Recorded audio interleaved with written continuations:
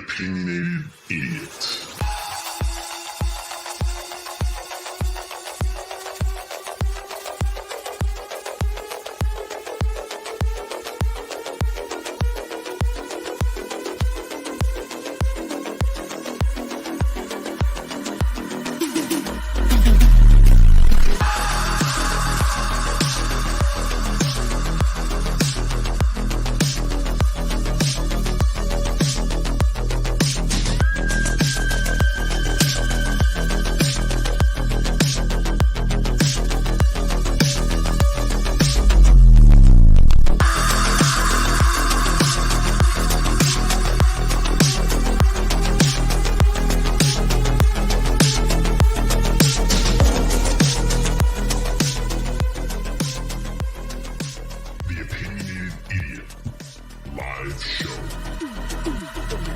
What's up, everybody? Happy Saturday night. It's another live show here on the Opinionated Idiot YouTube channel.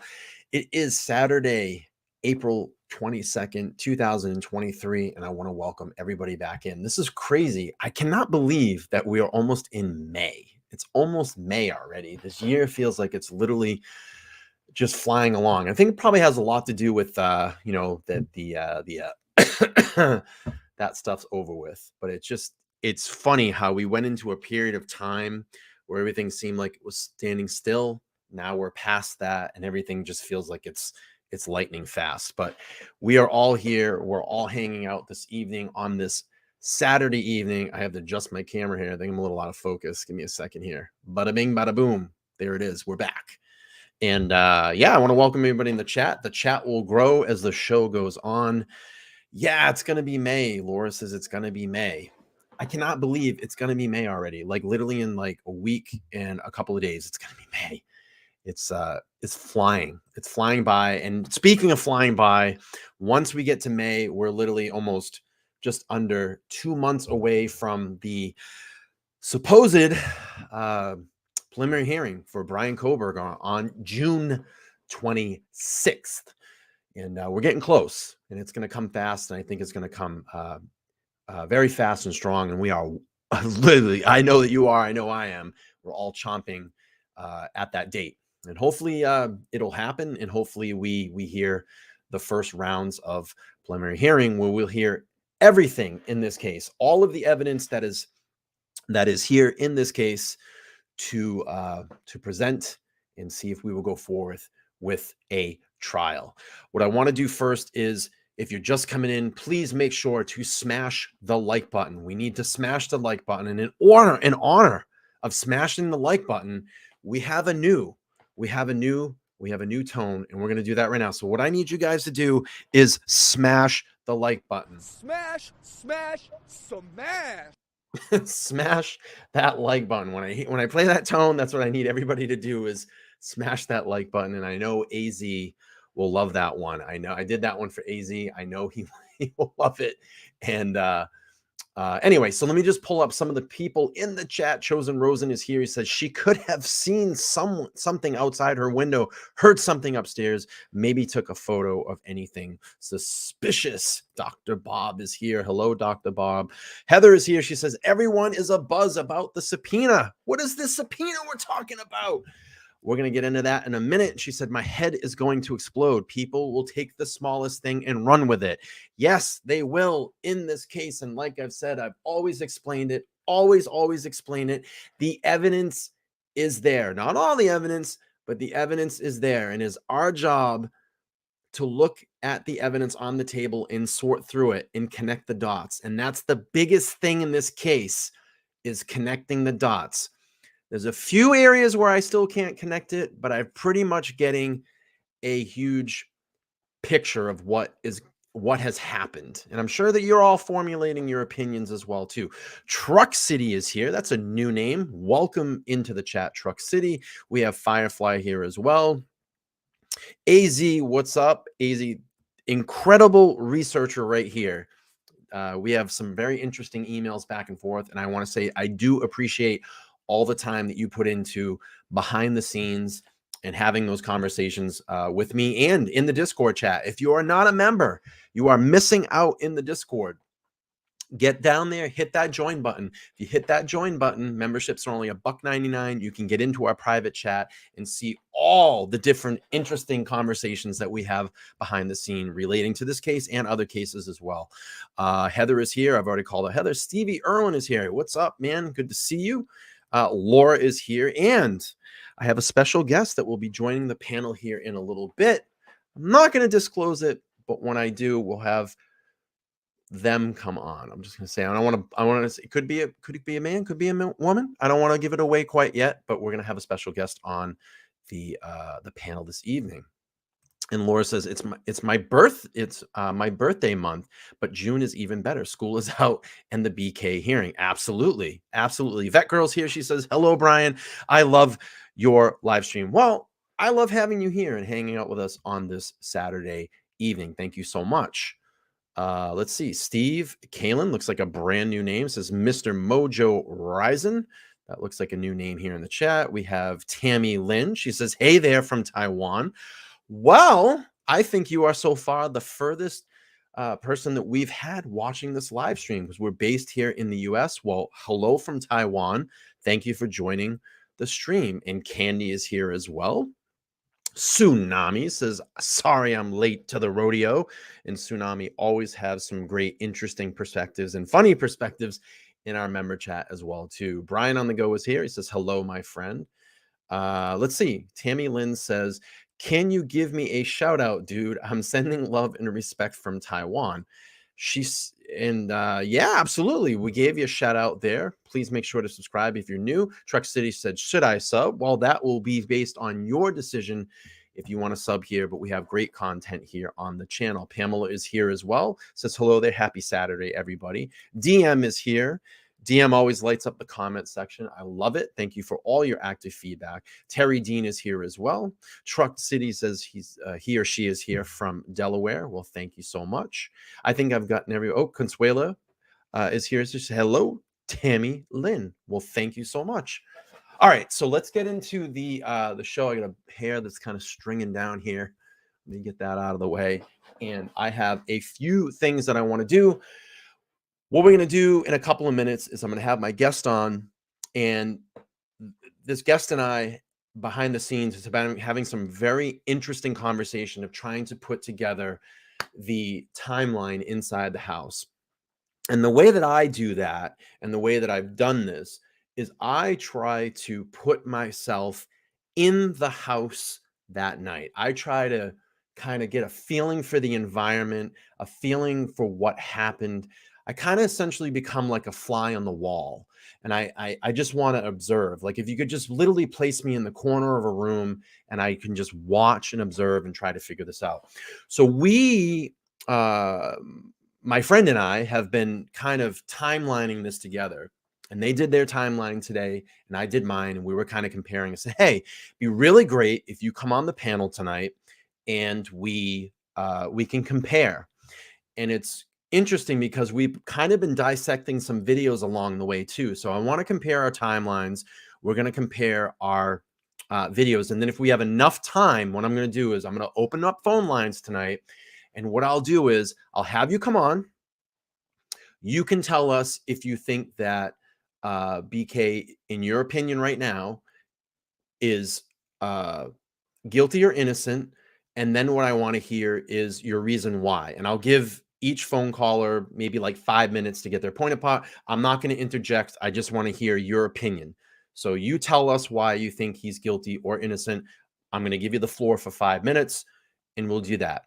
But before we get into calls, before we get in the timeline, I do have a few things here in the front half of the show that we're going to go through, and we'll do that. And then we'll go through our timeline. So the chat is filling in. If you're coming into the chat, just please, on your way in, make sure to smash that like button.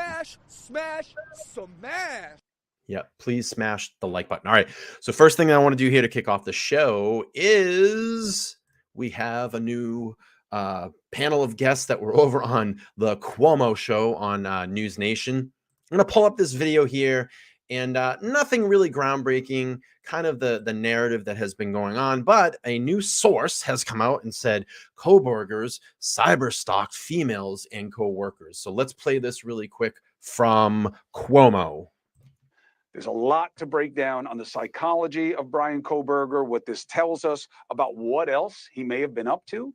So let's bring in people in the business of profiling people just like him and making cases Everybody's that favorite hold in Lauren court. Retired FBI agent, law and justice contributor Jennifer Coffindaffer, and Laura Richards. This is why I got She was confused. a top criminal profiler at New Scotland Yard and the FBI. Laura, good to have you on the show. Coffindaffer, as always. So I start with you, Jennifer. What is your reaction to what we have learned?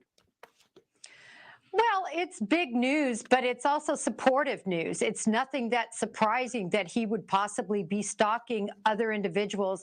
Also, it's not surprising that he would have been condescending or treat women differently than men based on what we know. So, Laura, when you're trying to assess somebody like this and what they're about and why, what their motivations were, the big concern about Kohberger is, of course, can they make the case in Moscow? But also, is there more to him? Are there more that could be out there? How do these pieces of information lead you in one direction or another?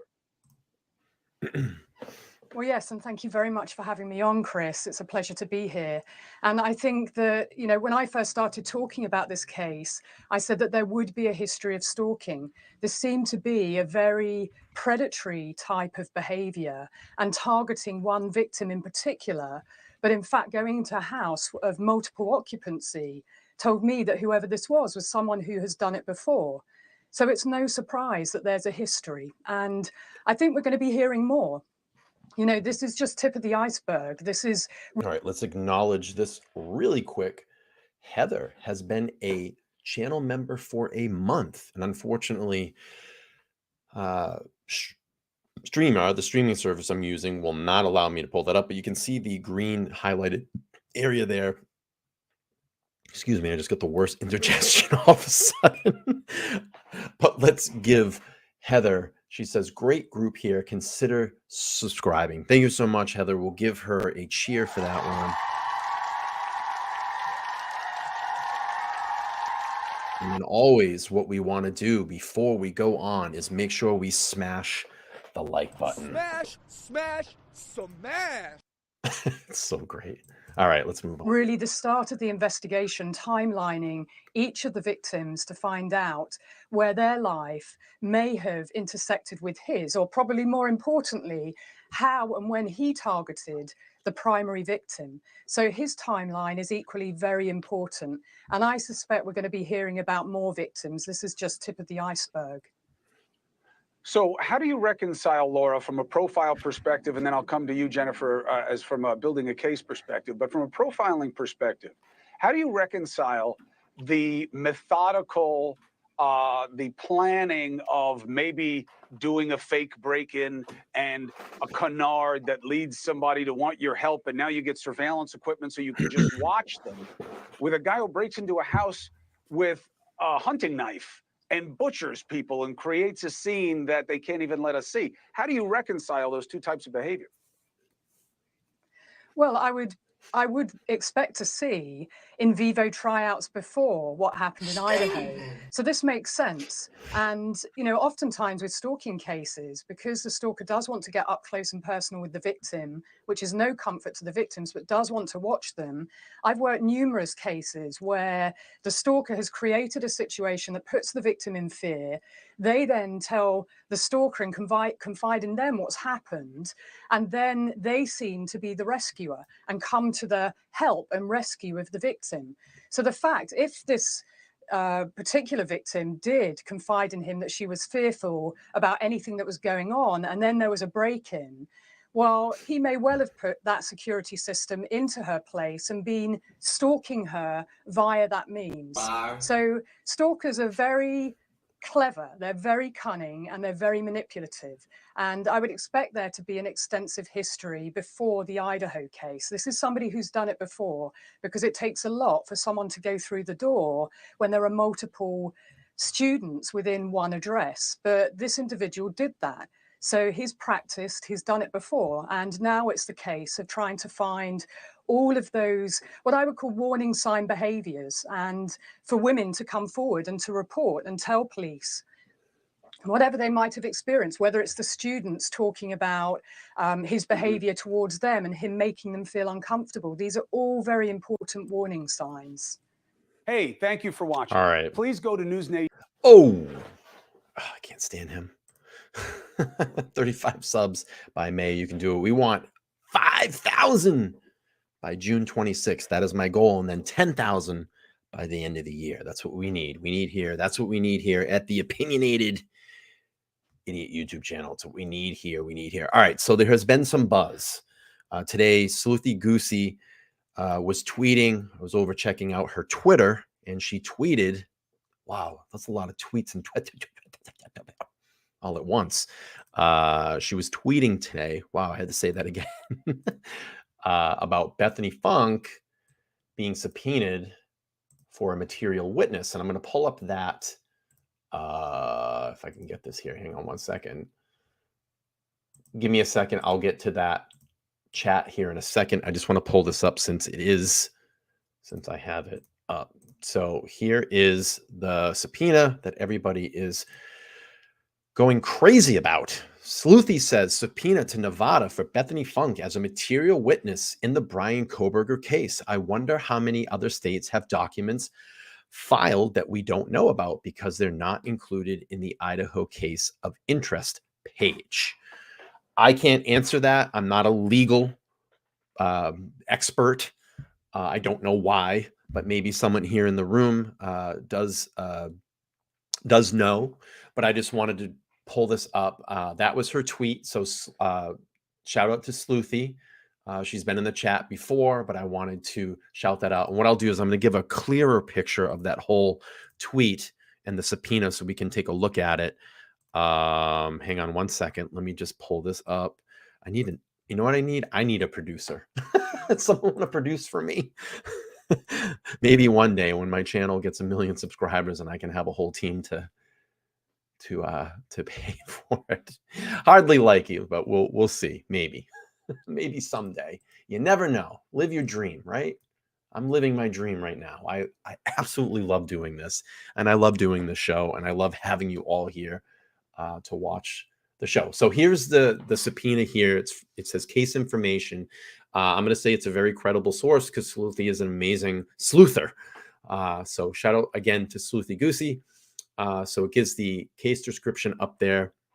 I'm reading it up on my other screen. So if you guys are looking at me like, why is it looking up? I have another screen up here. So State of Idaho versus Bryan C. Kohberger was filed on April 3rd, 2023. So there's a very recent subpoena. It's for material witness criminal, and it says pending active. It's going to have a case cross-reference number. No cross-reference numbers available. You have the judge, the attorney, defendant, Bryan C. Kohberger, and then you see here interested party of Bethany Grace Funk, and the plaintiff is the state of Idaho. No set dates yet for trial, and then it just has some other legal documents of the docket entry information. You have a docket number there, and maybe we can sleuth through this later on, but I just wanted to make this. Heather was talking earlier in the chat about, everybody's freaking out. To me, it's just basic formality type of stuff. I'm not sure why this is not tied into the other documents. Maybe it gets, brought in and uploaded to that document website, and it just hasn't yet. Again, I'm not a legal expert, so I just wanted to bring attention to it, I guess, because this was a big, I guess, topic of interest today, and everybody was freaking out. But shout out to Sleuthy. Good job of getting that information out there. Looks like things are starting to move forward in the case. Wrapping up witnesses, getting witnesses prepared. Looks like Bethany is there. We don't see Dylan Mortensen, which, in my opinion, is probably the most important witness of all, since Dylan was on the same floor as Xana and Ethan, where they were attacked and murdered. So to me, it would be very interesting to see if she's going to testify or not.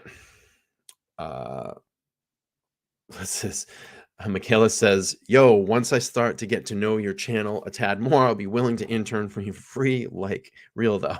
Thank you so much. That's really kind of you.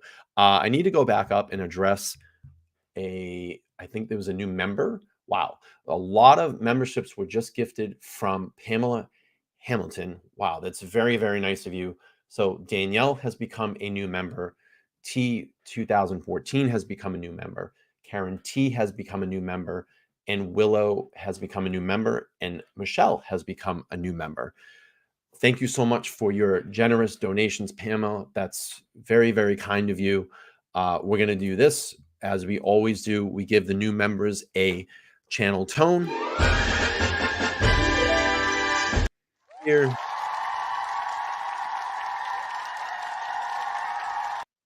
I got you, homie. Okay, so for channel members, please go over after the stream, go to the landing page on my channel.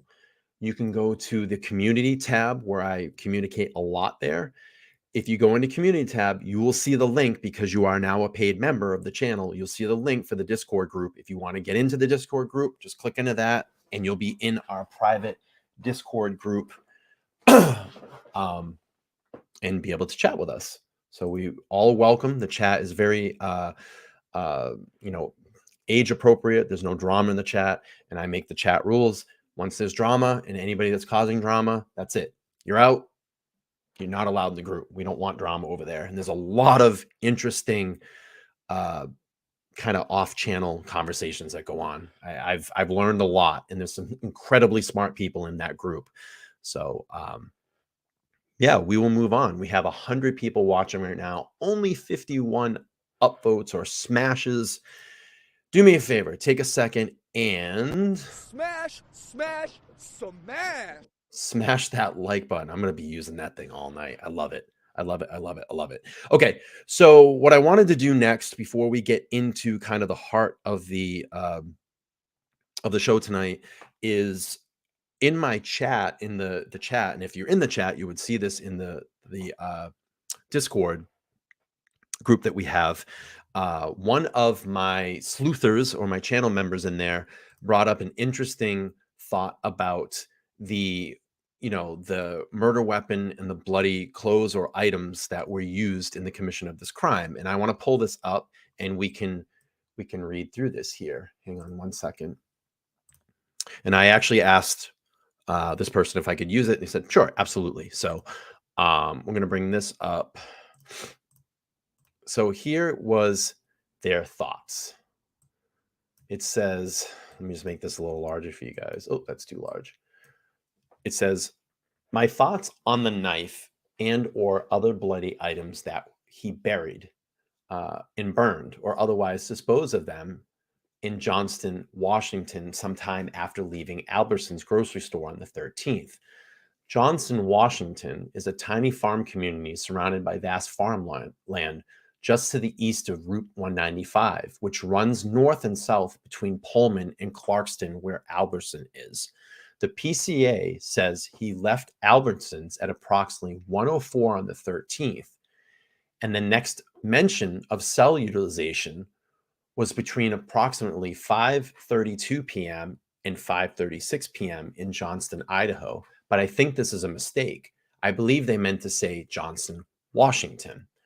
Johnston, Idaho is hours away, and it makes no sense in the context of the paragraph, as it's talking about consistency with travel associated with the whole paragraph is fucked. Author was tired, perhaps. The phone then stops reporting to the network at 8:30 p.m. If you read the section of the PCA, which is third from the last paragraph in the document, it sounds a little bit like he may have spent some time in the Johnston area for a few hours, in fact. He basically unaccounted from approximately 1:04 p.m. to 8:30 p.m., except for usage between 5:32 and 5:36. If you peep Johnson, Washington on that, this person is an amazing researcher. If you peep, so hang on really quick. So DM is asking, where is this from? This is from our private group. These are the conversations that we have in that group.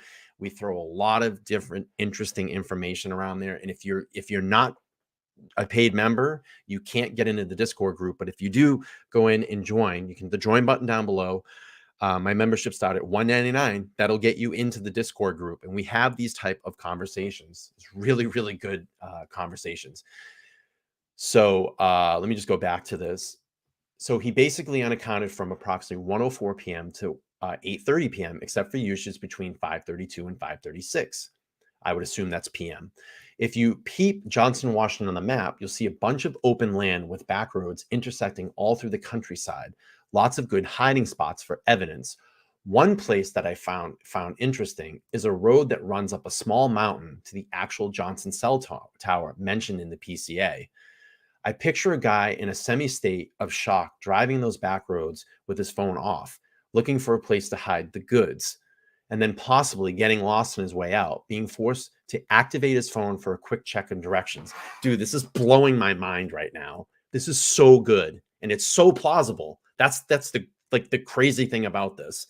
It had been a long day at that point. He makes it home by 6-ish, paces the floor, showers, and then turns his phone on at 8:30 to check the news. Dude, that is like amazing and so plausible. And that's why I wanted to show this. I tried to find how to join the Discord. All right, I'm going to do this really quick. I will update the link on the community page. You have to be a paid member to get into that group, though, because it's set for members only. So I'm going to update the link if you guys want to get in there, and then usually we're chatting after show. So I'm going to repost that to members only. It's on the community page. And again, these are the types of conversations that we have. And I have another conversation that I'm going to bring up here in a second that's even going to blow people more away. Some of the things that we talk about in the back, the backroom chat. So I just re-uploaded on the community tab on my homepage. If you go up the top, hit community, you will see the link. I just reposted it. And this is really, really great stuff. And I appreciate the person that let me take this and use it this evening for on the show, because I really wanted to get that out there. Hang on one second. I just have to answer a potential message. Let me see really quick. I don't know why my chat's not loading. Hang on.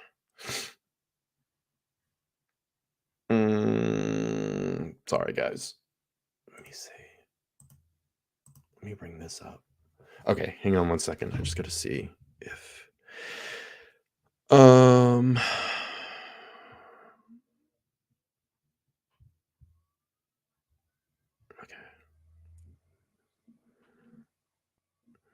Yeah, so when my guest is ready, just come in.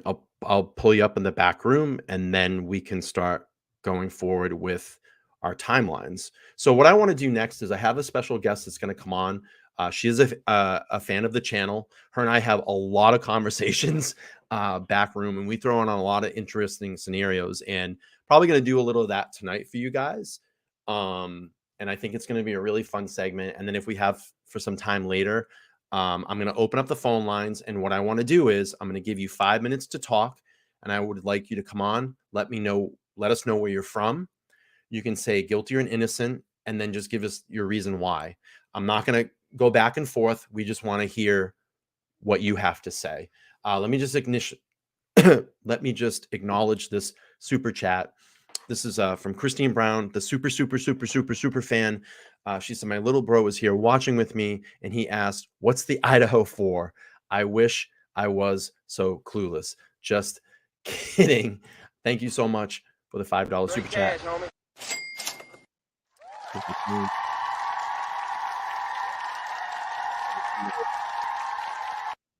How dare you? I'll give that. Thank you so much for the $5 super chat. Yeah, that's crazy. GoBot says it sounded like Kohberger wrote that from his cell. So we'll wait when my guest is ready. We'll do that. And I thought that was really, really, really great. So what I first want to do is, before we start comparing the timelines, I'm going to bring up the PCA, and I want to just read through the section. I I think starting around on page 2. It's a couple of paragraphs, and then we're going to bring up my timeline and my guest timeline and see what we have. And then I have a couple of interviews that we can, a couple of videos that I want to kind of interject into all of this. And I think it's going to be really helpful as well. So just give me like 2 seconds really quick. I just got to jump out really, really quick, and then I'll bring on my guest, and then we'll continue with the show. Hang on 1 second, guys.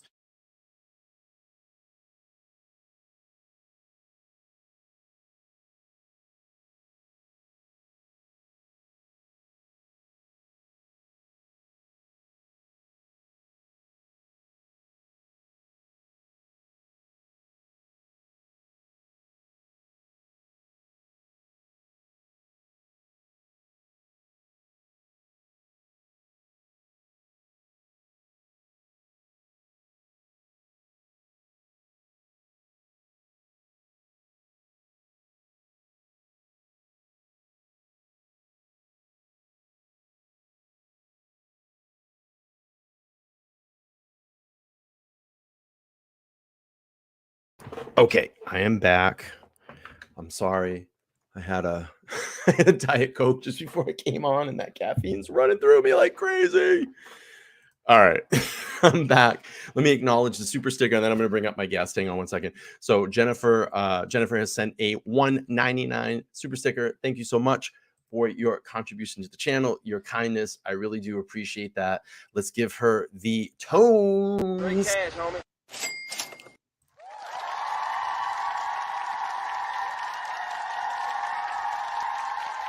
Bing, bing, bong, bong, bing, bing, bing. All right. Let me bring up my guest here. Laura's in the house. How are you? Good. How are you, Brian? I'm great. I'm great. Hey, thank you for jumping on the panel tonight. You know, as I was telling everybody, you know, you and I have some really interesting late night conversations, and I thought it'd just be really great to bring you in and hear your perspective. Indeed. Thank you. Thank you. It's my pleasure. So, ready to get started whenever you are. Yeah, so Laura and I actually, I think it started maybe a couple of days ago. We were throwing like we always do these kind of like, we'll start conversations and it will go, well, what if? I mean, what do you think? Do you think maybe this could have happened? Could have been this? I don't know. I didn't look at that. And then like she'll be like, good point. You know, me looking at that. So we've had this kind of friendly back and forth banter. And I just said, you know, let's just do this live. I think it'll be really great. It will make a great segment on the show. So here we are. Let me pull up the PCA. I think that's important. Let's start there first. So I'm going to pull up the PCA, and I'll get my old eyes to read this. Yeah, definitely blow that up a little bit. Thank you. I got to, I need to get glasses like really bad. Let me see if I can get this a little, how's that? Is that better? That is much better. I'm getting my glasses out myself. This is what happens when you're old. That's All right. right. So what I want to do is I want to start right here when it says DM and BF, because this is the stuff that we're really concentrating on. So in the PCA, it says, so what we're going to do is I want to read through the PCA, and then Laura has her timeline and I have my timeline. We're going to bring up, and it's going to give the scenario of what we personally think happened inside the house. All right. So DM and BF both made statements during interviews that indicated the occupants of the King Road residence were home by 2 a.m. and asleep, or at least in their rooms by approximately 4 a.m. This was the exception of Xana, who received a DoorDash order at the residence at approximately 4 a.m. Law enforcement identified the DoorDash delivery driver who reported this information. DM stated she originally went to sleep in her bedroom on the south side of the second floor. And Laura and I actually found this be pretty interesting, because as we go back and look at these documents, you start picking up things. This was the first one. She stated she originally went to sleep. So that means that her statement changed. Do you agree, Laura? She originally went to sleep in her bedroom. The word originally is what I get hung up on. Why is that in there? If I'm saying, oh, well, I originally was downstairs in the kitchen. But then there's a but. So she went originally. Did she end up going downstairs and sleeping in her old bedroom that I don't know if it's been corroborated by an official source, or if she went down with Bethany? But either way, she had to have seen something if she left the second floor. Yes, this is what's interesting. Or she was downstairs and came up and went down. The thing that's really strange about this too is there's been sources or reports that some of her belongings is down in that second, the basement floor, and then there's some of her belongings up on that second floor. It hasn't been, I guess, verified by a credible source or reported. It's just kind of a rumor. But we'll continue to read on because I know you and I have a lot to go through here. So it says DM stated that she awoke at approximately 4 a.m. by what she stated sounded like Gonzalez playing with her dog in one of the upstairs bedrooms, which was located on the third floor. A short time later, DM said she heard who she thought was Gonzalez say something to the effect of, "There's someone here." Let me just acknowledge this chat really quick. Hang on one second. So we have a new channel member. Kathy Lester has become a new channel member. Thank you so much, Kathy, for your contributions. We do appreciate that.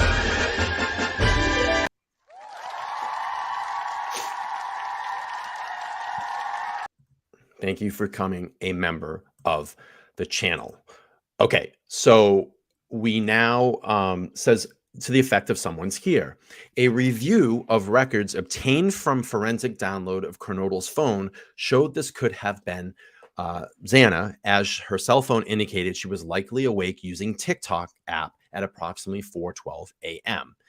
DM stated she looked out of her bedroom but didn't see anything when she heard the comment about someone being in the house. DM stated she opened the door a second time when she heard what she thought was crying coming from Xana's room. DM then said she heard a male voice say something to the effect of, "It's okay, I'm going to help you."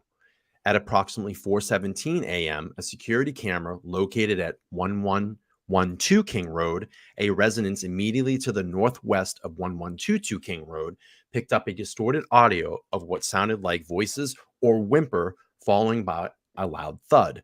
A dog can also be heard barking numerous times starting at 4:17 a.m. The security camera is less than 50 feet from the west wall of Xana's bedroom. DM stated she opened the door for the third time after she heard the crying and saw a figure clad in black clothing and a mask covering the person's mouth and a nose mouth and nose, walking towards her. DM described the figure as 5'10" or taller, male, not very muscular, but athletically built with bushy eyebrows. The male walked past DM as she stood in a frozen shock phase. The male walked towards the backsliding glass door. DM locked herself in the room after seeing the male. DM did not state that she recognized the male. This leads investigators to believe that the murderer left the scene. So I wanted to give some context to that again and just reread that and get that fresh in our minds because, you know, when we pull away from these documents after reading them, we sometimes tend to forget maybe what was there or there's a detail that we missed. And it's funny because Laura and I always go back and I said, "Shit, did you see this?" Or "Did you see this word?" And she's like, "No, I didn't see that." So what do you want to do, Laura? You want to pull yours up first, or you want me to pull mine up and we'll give our scenarios? I guess let's pull mine up because Sure. mine starts before yours. No problem. And then we can go back and forth. Okay. All right. Let's see. How about we do this? I'll have you read yours and I can read mine. Okay. We'll do that. All right. All right. Let me just pull this up on the screen if my screen's going to work.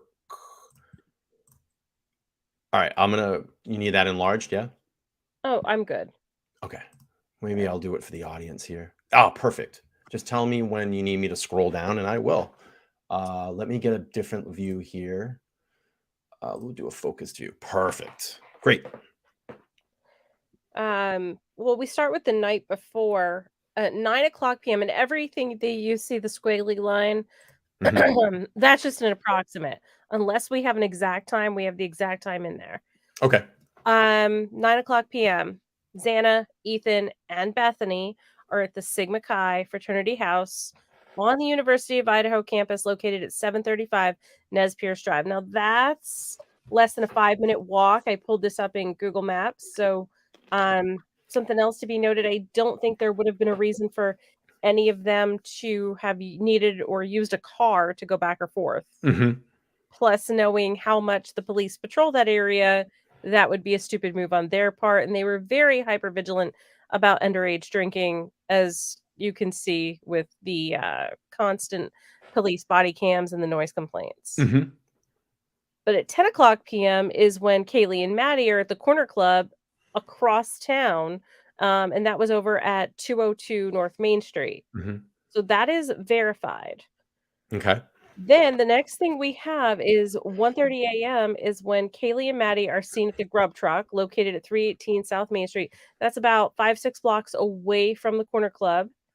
And do we ever have it verified if they walked there or if they had, was it Jack Showalter that took them there, or is that all speculation? I think it's all speculation at this point. Okay. So we don't know how they got from one place to the other, but they did. And it's about 5-6 blocks of a walk. So it's plausible they walked. At 1:45 a.m., Bethany indicates that Xana and Ethan arrived back at 1122 King Road. So that indicates Bethany was already back. Okay. Yep. Meeting her at the scene of the crime. And Xana and Ethan came back. At that moment, at 1:56 a.m., the private driver, I forgot his name. We had that name released already. Yeah, it's been in the document. Yeah. The private driver takes Kaylee and Maddie home from the grub truck. Nothing else then until approximately, and now this was according to Bethany and Dylan. This actually switches to Dylan. So we don't hear anything about Dylan until 4 a.m. So real quick, let me just, sorry. She said, Aria says they walk there. I remember, I think, That's now that I'm starting to think about it. Yeah, they walk there. Yeah, thank you. The rest, this here next is all according to Dylan, but we have no idea where she was that evening. Right. I would like to know that. It kind of helps paint a picture of what everybody was doing and who everybody interacted with. Sure. Was she with somebody? Was she with a Washington State University creeper? Who knows? Right. Anyway, they were all in their rooms. And Dylan would not have necessarily known if Kaylee was in Maddie's room or vice versa, or if they were alone, because she knew that they were up on the 3rd floor. So that's really, I think, a moot point. At approximately 4:00 a.m., Xana receives a DoorDash order. 4:00 a.m., Dylan is awakened by the sound of Kaylee playing with her dog in an upstairs 3rd floor room.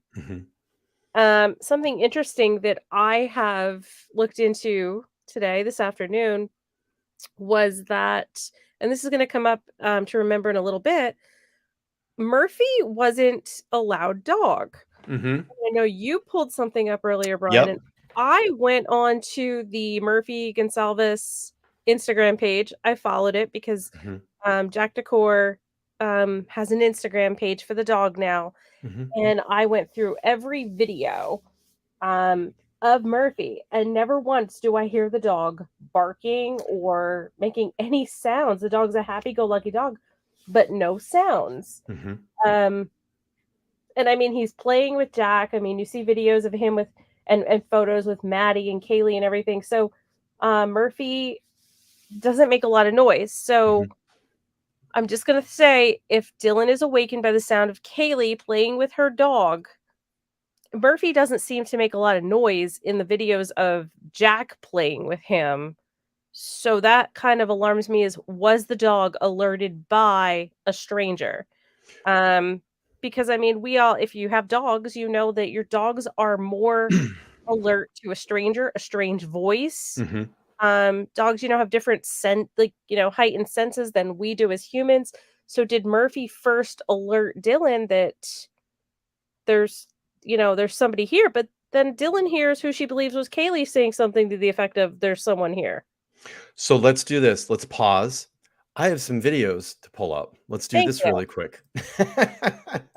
You knew I would be prepared. So this is talking about, this was 4 months ago, and it was an interview with the Gonsalves family, and they actually talk about the dog.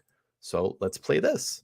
All right, it has been nearly 3 weeks since the brutal stabbings of 4 University of Idaho students and absolutely no suspects that we know of. And look, it is cliche to say there are more questions than there are answers. That's not unusual in a developing investigation. But what is unusual is that something so raw and so driven by rage, multiple stabbings, defensive wounds, 4 different people, and yet there is no suggestion of any kind of lead that at least has been made public. We have News Nation reporter Bryan Enton, we have FBI profiler Andrew Bringle, and world-renowned forensic scientist whom I have been relying on for case I may have the wrong video here, but I think they do mention something about the dog. Let's just play it. Studies for decades, Dr. Larry Kobalinski. It's good to have each and all. And as I said, Bryan, weigh in whenever you want. Bringle, can you hear me now?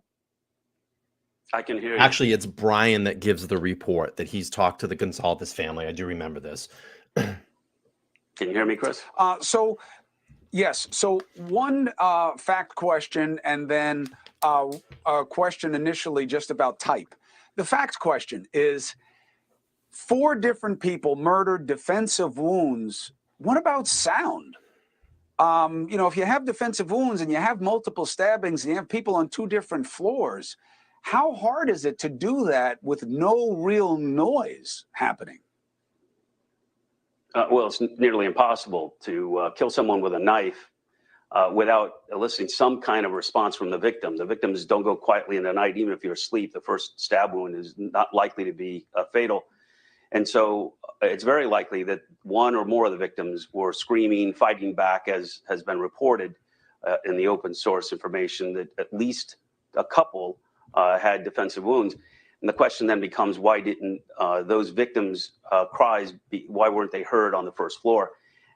A interview that I read of a previous roommate who was on the first floor said it was very difficult in this house because of acoustics to listen or hear anybody on the 2nd or 3rd floor unless they were playing the television very loud. It's also interesting that there was a dog in the home, and the dog didn't alert on this individual, and the dog was not harmed either. Hey, Bryan, is there a suggestion of how the guy got in the house? No, we just know that there was no forced entry, but it's interesting what the doctor there just said about the dog. I just heard from Kaylee's parents. They obviously know the dog very well. They said the dog is not a barker, which a lot of people have wondered about. The dog would never bark. The dog was not aggressive, and they say likely the dog just went and hid. So these questions about why the dog didn't attack or make a lot of noise, they say the dog would have never done that. That wasn't the dog's personality. Also, Bringle, for me, Andrew, me referring to this as a guy, does that have to be a foregone conclusion, or could it have been a female?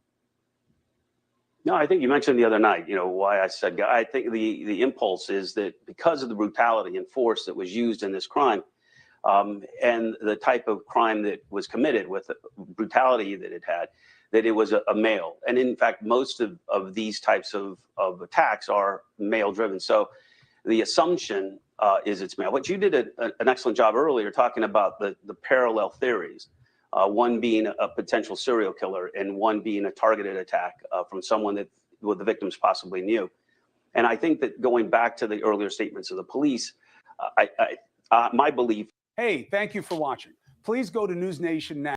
So I just wanted to get like that little segment from, Bryan Enton saying that, Murphy was not a barker. So it seemed like the dog was actually fairly quiet.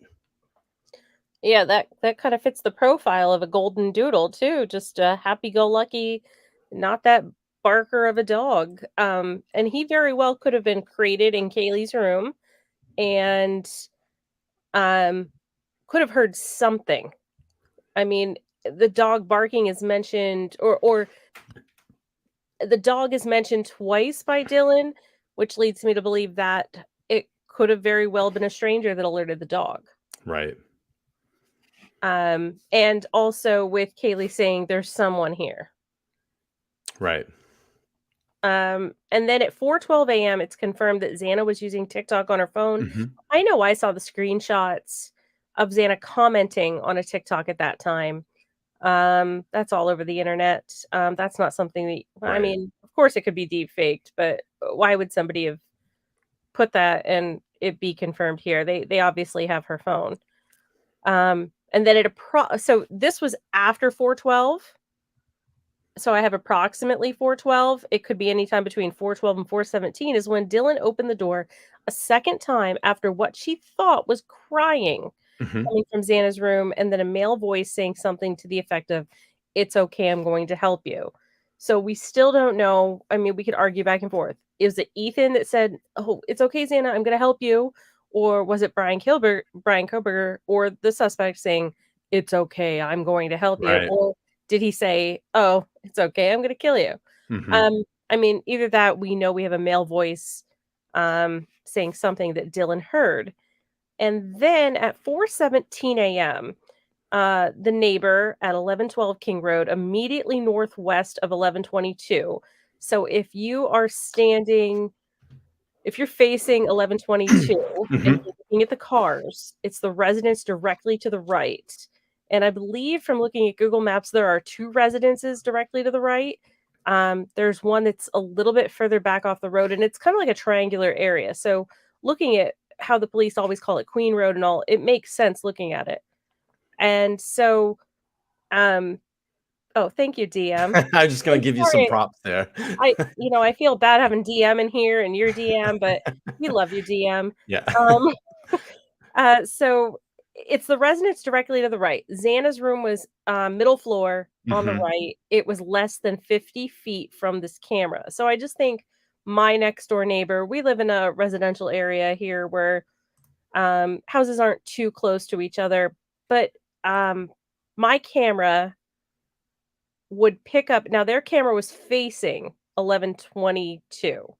Right. It wasn't facing the street because I believe they entered their house from the side. So that would make sense on why that doorbell, I believe it was a Ring doorbell cam, picked that up, the audio. There could have been motion or something. It depends on their sensitivity settings. So we could argue that all night, but that's neither here nor there. It picked up a distorted audio of what sounded like voices or a whimper, Right. followed by a loud thud, as well as a dog barking numerous times. So there we have the Gonsalveses plus Murphy's Instagram. The evidence is that Murphy isn't a barker, but they heard a dog barking.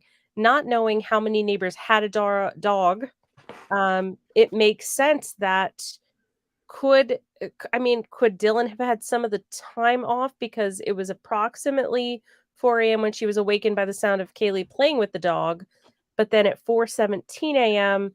they heard the dog, or did the dog bark twice or make noises twice? Right. The voices could be, there's someone here. It's okay, I'm going to help you. It Mm-hmm. could be anything. A whimper could be likened to Xana's supposed crying. Mm-hmm. The loud thud, I would say, I would think it was Ethan's body hitting the ground Mm-hmm. because he was about 6'4", probably close to 200 pounds. He was an athlete. He was, very athletic. Probably, A tall kid. Yeah, he was a tall kid, broad. Yeah. So I mean, They called him a gentle giant. That's what his parents exactly. said. You're gonna Gentle hear him giant. fall, Yeah. and yeah. So that had to. I'm thinking that the loud thud would be Ethan falling. Right. And then at approximately 4:17 a.m., Dylan opened her door a third time after she heard crying, and saw a figure clad in black clothing and a mask that covered the intruder's mouth and nose walking toward her, presumably from Xana's room. Mm-hmm. Because if it was walking toward her, the steps were directly to the left of her room, but she had to open the door and look all the way around the door in that narrow hallway to see anything coming from Xana's room. So that makes me believe it was most likely coming from Xana's room because they didn't say anything about the stairs. So that would make the most sense. And then of course the 5'10" male, not very muscular, but athletically built. I've thought about that. Not very muscular, athletically built. Was he skinny? I mean, that's what I liken to it. He was thin and I don't know, a thin, not athletically built, Mhm. or yeah, athletically built. So maybe like a Yep. thin runner. Wait a minute. I think I read somewhere that Bryan Kohberger liked to run long distances. Mhm. That fits the build too. Bushy eyebrows. There we go. He walked past Dylan, continued to walk toward the backsliding glass. She locked herself in her room. She did not state that she recognized the male. So, but Yeah, I found it's funny. I saw that today too on the she did not PCA. state that. Yeah, that's interesting. Did she state anything, or did she? So she must. Perhaps she didn't say anything about Mhm. recognizing the male. Perhaps she said she did not recognize him, but by her saying did not state, I believe she did not make a comment if she recognized him Recognize or them or not. not, which Because is interesting. if she knew him, I mean, if I would have known him and I would have been like, "Oh, that's like my neighbor," and I Right. wanted to protect my neighbor, I'd be like, I wouldn't say anything. I'd lawyer up. That's what I would do. Yeah, or let's just say this. She's just in a super emotional state. You're recalling all this information back. You're, in one of those kind of states. And it just, maybe they say, okay, calm down, like, why don't you just go sit and don't really get any type of, like, can you, maybe they asked her, like, do you remember anything? Have you seen this person? She just clams up and doesn't say anything. Exactly. So then we don't have anything really until, with the exception of the car, which I didn't get into yet in this, but the Idaho State Police forensic team was already on the scene by 4:00 p.m. I Mhm. don't have the 911 call in here either, Right. but we all know the 911 call was made at 11:58 a.m. when Smith from Moscow was already on the scene by 4. Nunez had body cam video of Murphy in Gonsalves's room. So, Yep. and then I believe, is there more? Yep. Okay. So, and then at approximately 4:00 p.m., Blaker and Payne showed up. Payne's the one that wrote this affidavit. Mhm. We need to remember that he was not one of the first ones on the scene. So the strange wording, I believe, was a lot of him trying to write what Smith and Nunez saw and had on the body cams, which I think I'm trying to find a way to justify their lack of writing skills.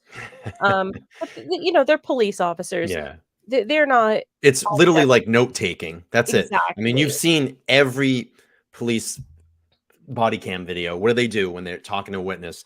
They pull open a white pad and they're just throwing down things. And then it's their job through their training to kind of recall all that information as well, too, while looking at their notes. Bless Sorry. you. Thank you. Okay.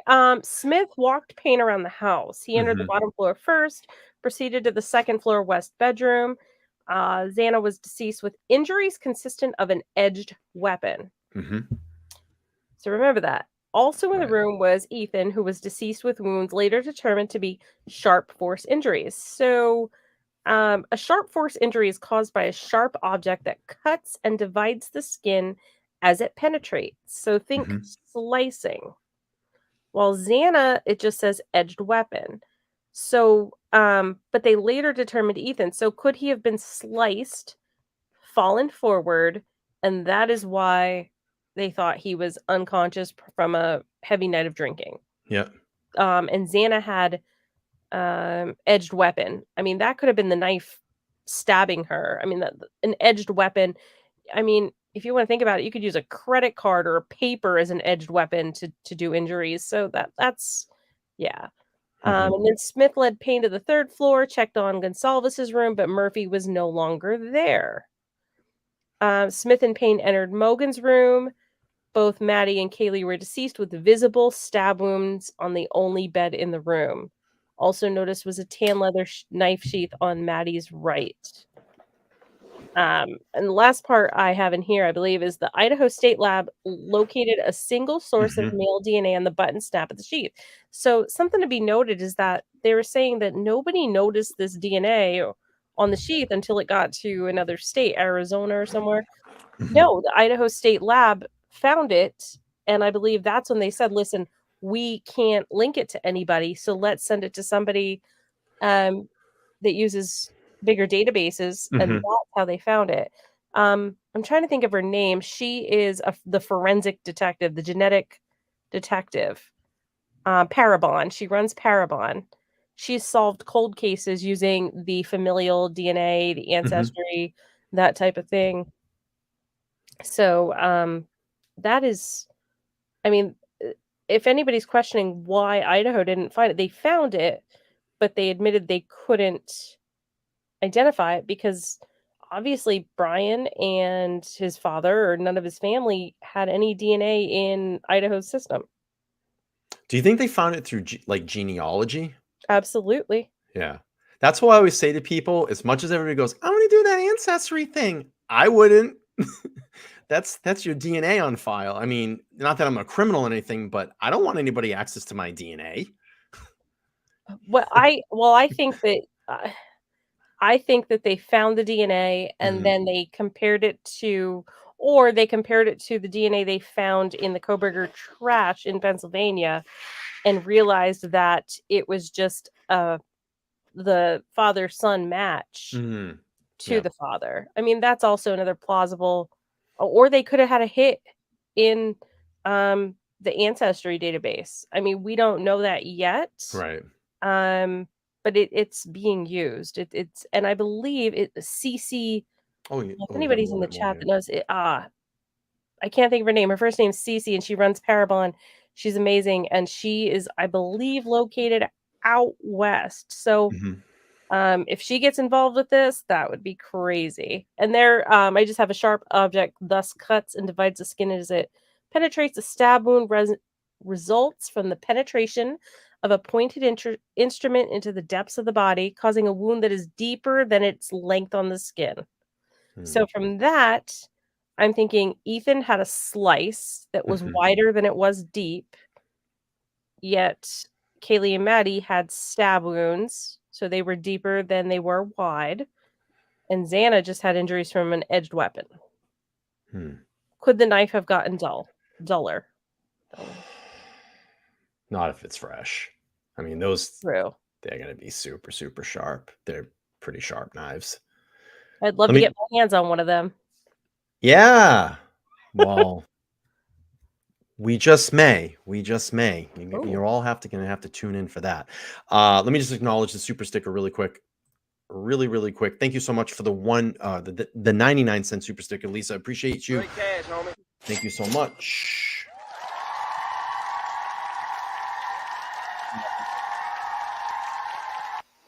I cannot follow what you did. Mine's not as in depth as your amazing sleuthing, but I'll bring up mine and let's do it. All right, we'll bring mine up. I took it from the moment when suspect entered the house. That's where kind of mine starts. Incredible research, by the way, and really, and this is my scenario. I think this is my scenario if there's no what we say, I guess, weirdness to DM's whereabouts and location and stuff after the 8-hour delay there. So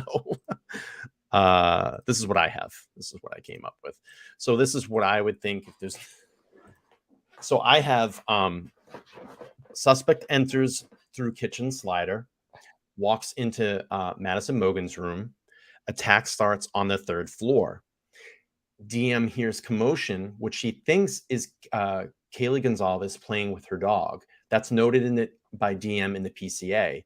DM hears there's someone here, noted by DM in the PCA, which he thinks is Kaylee. And then here's my thought. If that was Kaylee's voice, I think Maddie took the first hits and Kaylee woke up and yelled, "There's someone here," to alert the roommates downstairs. Yep. At that moment, DM looks out her bedroom door for the first time after hearing "there's someone here" and doesn't see anything. Suspect stabs and murders Kaylee Gonzalez and Madison Mogan. The suspect makes their way to the second floor. I think at this point was getting ready to leave through the kitchen slider, because we've always thought that like Xana and Ethan were collateral damage, unfortunately. And Let me stop you 1 second, Sure. Brian. Number 6, DM looks out bedroom door for the first time. No. Or Kaylee woke up and yelled, "There's someone here," to alert the other roommates. Yep.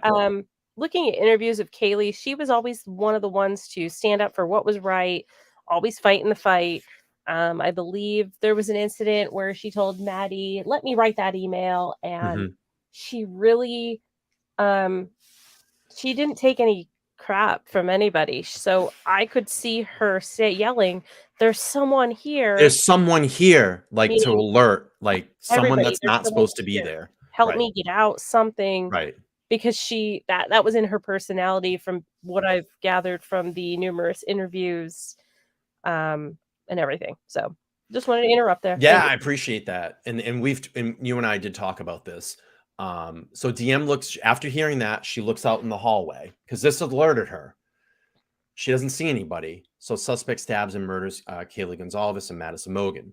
Suspect makes their way to the second floor. And this is where I think at that point, if this was the targeted attack, like the Gonzalez family said it was targeted in that interview, and we're going to play it, that he's like, if I have to be the voice and I have to come out and say it, you know, you didn't have to go to the second floor. And what I got from that was, you know, look, your daughter was just brutally murdered. Her best friend was brutally, like, you didn't have to go up there. Like, you didn't have to do this. He went in on the second floor. He didn't have to go up there, but he did. He did. Which Right. means he had a mission. Yes. He had a mission to go up there. And so I believe that's why they said that, because you could tell that Steve Gonzalez wanted to say more, but then he stopped himself. And he was just like, he didn't have to go up. And we're going to play that interview because there's a lot of interesting things in there we're going to pick apart. So I think at this point, he was getting ready to leave through the kitchen slider to leave, and maybe heard a noise and encountered Ethan Chapin in the hallway. Suspect encounters Ethan, slasher stabs him. Ethan now stumbles back through the hallway towards Xana's bedroom and enters. Suspect follows.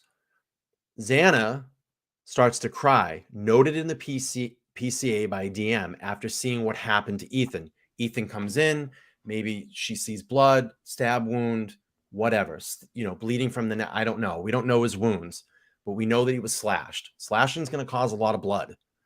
DM looks out her bedroom door after hearing the crying, noted in the PCA. Ethan, to and this is where I think this is the okay, I'm here to help you, and I might have typed that wrong. Ethan de-escalates the situation, like puts his hands up to the suspect and says, "Hey, it's okay. It's okay. I'm here to help you."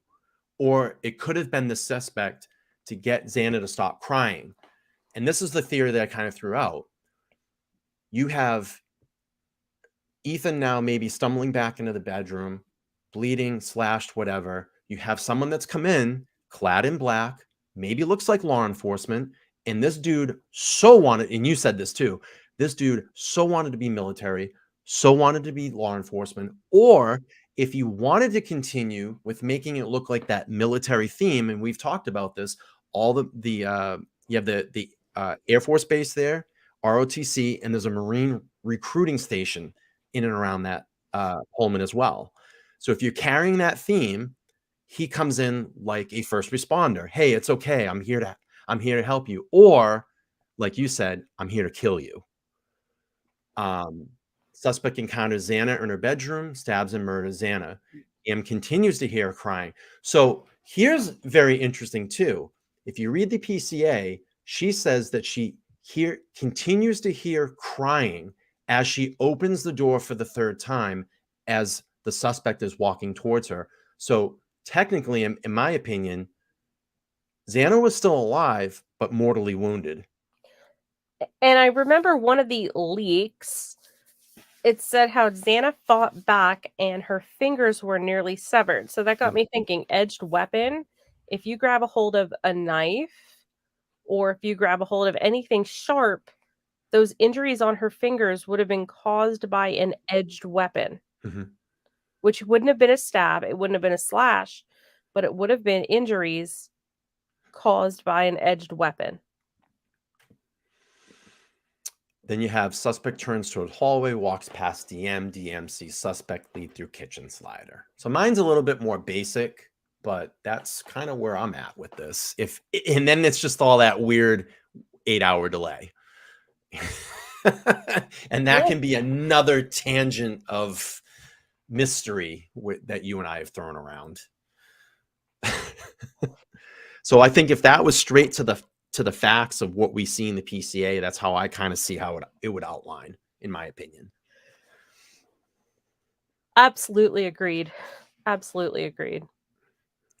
And I agree a lot. I think both of our timelines really match up really well. And we did this as a separate exercise. I said, you do yours, I'll do mine. We'll compare online, live, and we'll see, how everything goes. And it's pretty, we almost pretty much match up.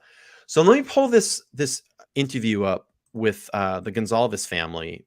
And there's some things in here. And I actually want to ask you about something and what you think Steve said in this interview. Let's play this really quick.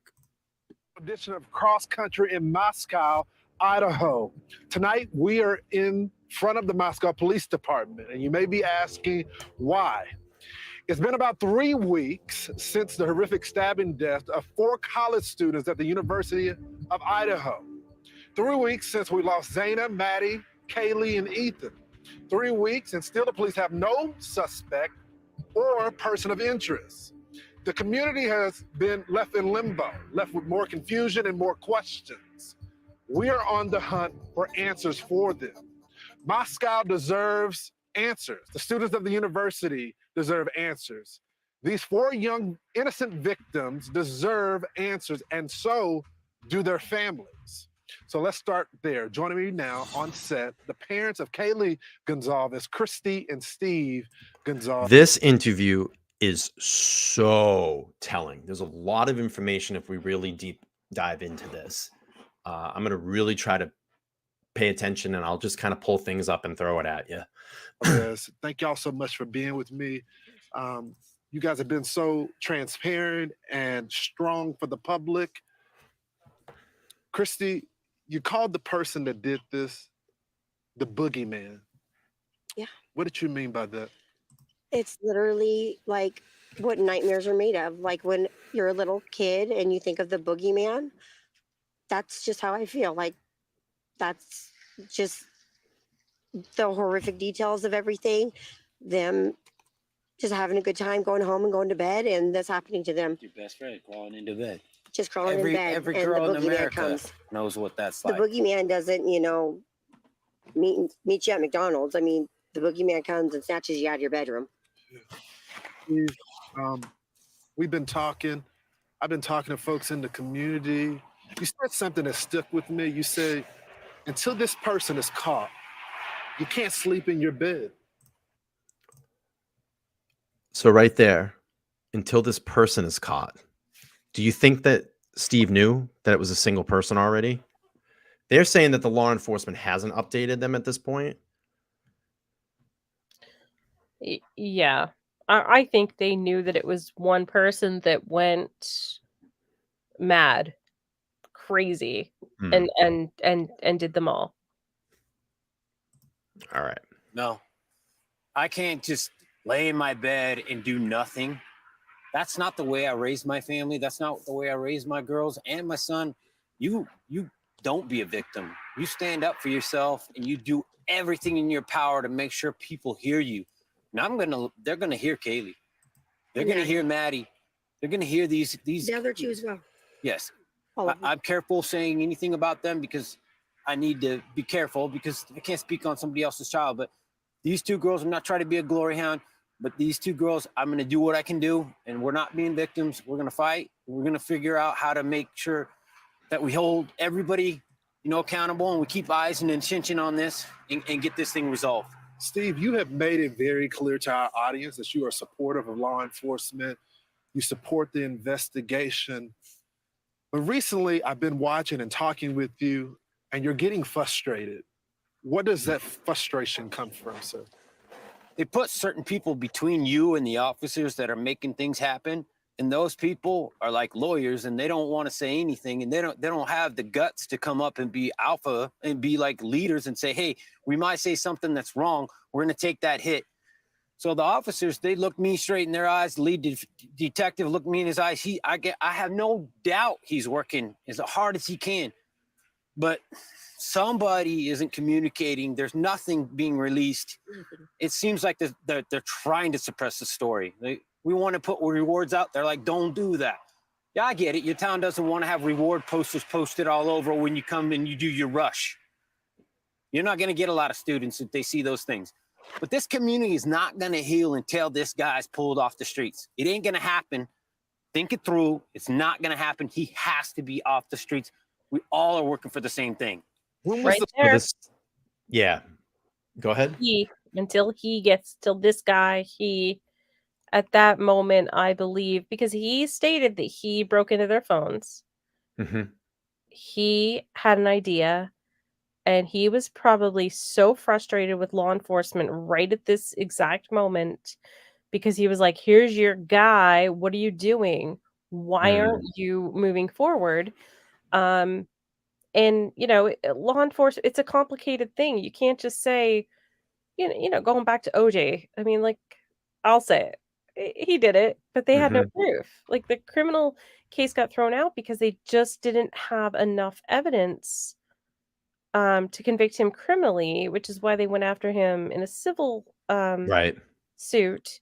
But I which mean, he still hasn't paid one dime of that money. It's crazy. He's got to get all of his memorabilia back to sell it. I mean, he's right. going to rob people to. Yeah, I digress. So, love the OJ case, and so, he said right here, like him. I'm gonna back it up. Let's back it up. Yeah, and then what I want to do is there's another interesting piece of this interview that I kind of want you to listen and tell me what you think, what he means. I'm not going to spoil it, but we'll get there. Hang on.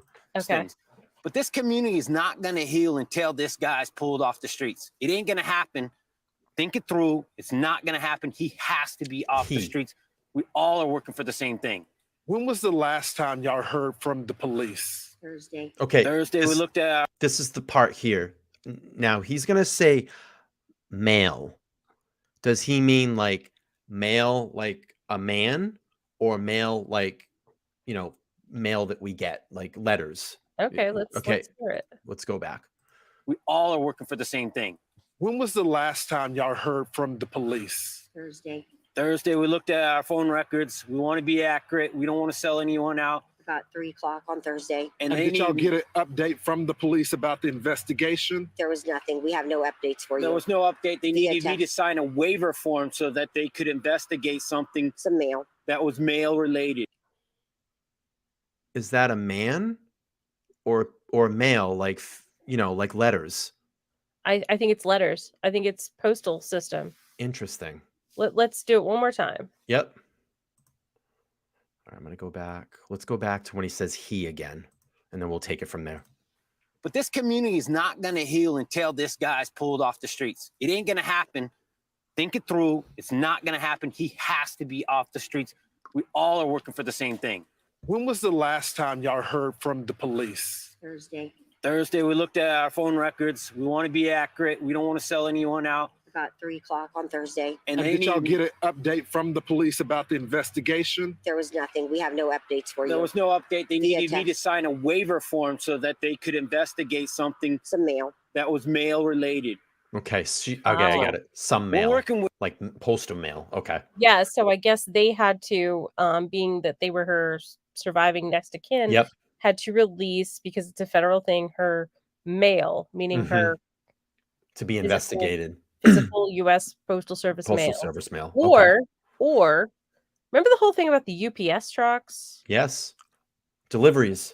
I mean, UPS and USPS work hand in hand. I know that when they deliver packages and everything. So it could also have something to do with the UPS, the cameras, the delivering of packages as well. What's to say Kaylee wasn't receiving packages from... Holy shit. What if he was sending flowers and shit like that? Or like stuff. Yeah. To her. I never thought of that. Yeah, maybe like flowers or gift boxes or Like, why? baskets.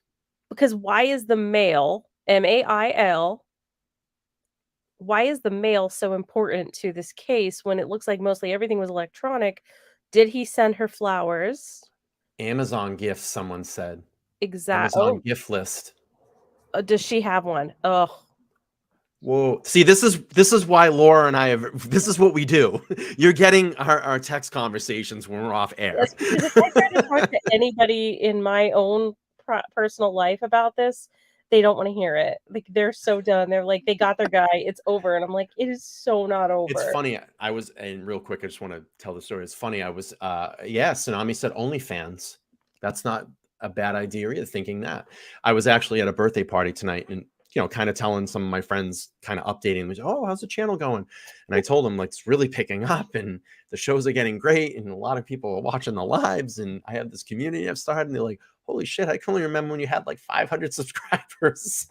And I'm like, yeah, we're building this community. It's just, it's been a really good time. And I would not even believe that we would be in this position. And I can only imagine what it's going to be like. And they're like, oh, we're so happy for you. We're pulling for you. Oh, what are you doing? Oh, that Idaho. Oh yeah, that case is crazy. And yeah, it's really, really interesting. So do you want me, let me go back again. Let's go back. Let's listen. Okay.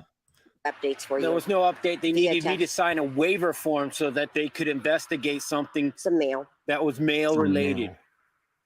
So we're working with them. We're not selling them out. We love our law support. The FBI, everybody that's here. We just have no information as family, and it gets tough day after day after day. I mean, every day you just wake up and think today's the day. We're going to hear something, and you see these, there's a break in the case, and it'll just be something stupid. The sixth person on the lease that was never there. Stop playing games. This is serious. These are people's lives, and this is the future of this community. There's going to be 10,000, 15,000 kids that come into this community next year, or they don't. So be serious. I had the opportunity to speak to some of my sources, and I've been told that there were differences in the way. This is interesting too.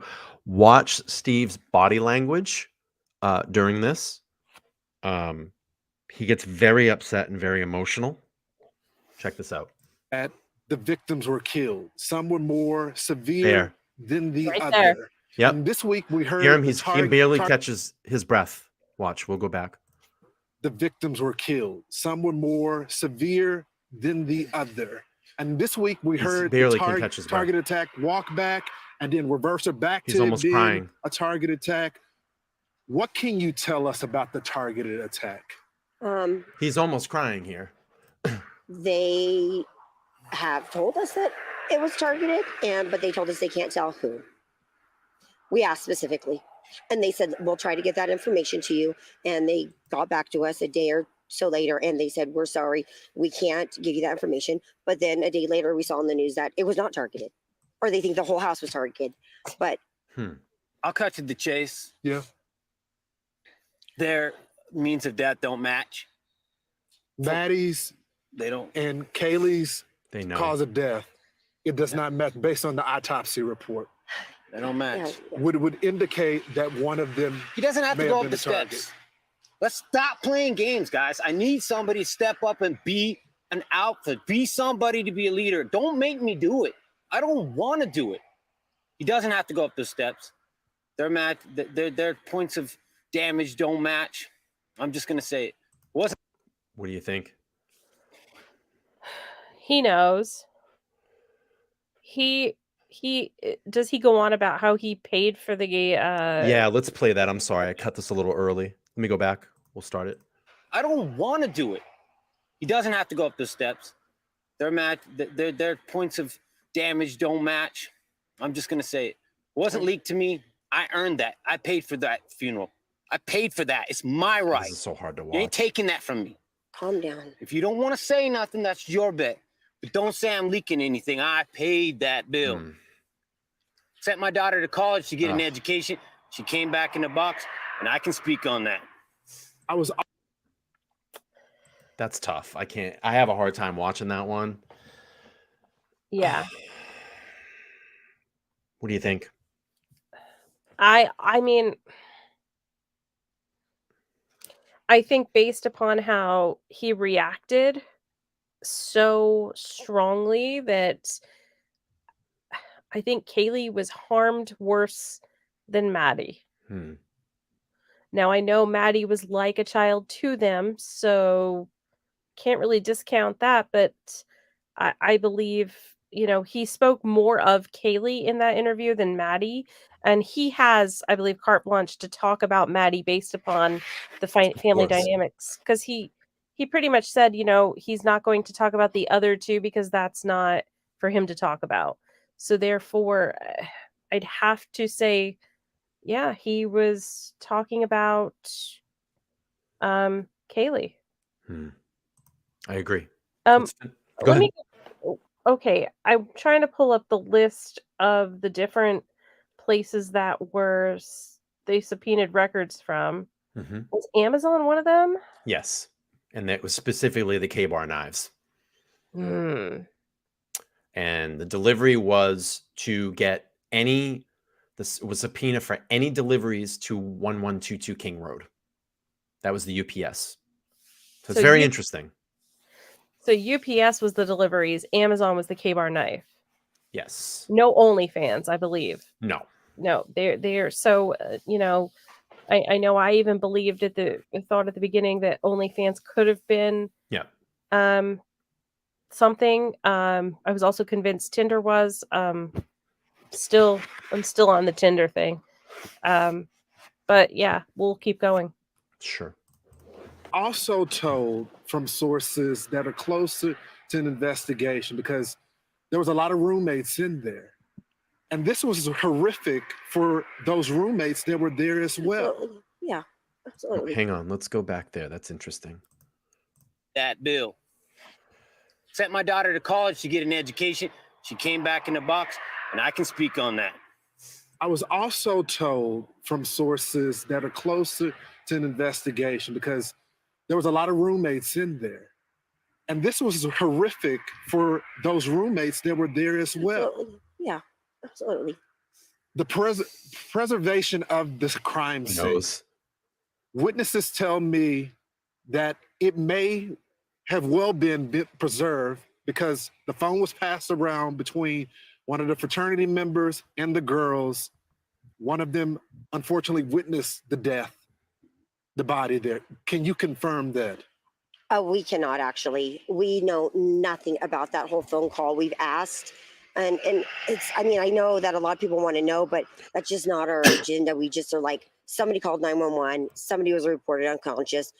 We don't really know. I mean, we've heard so many different things, and nothing has been clarified or been told to us at all.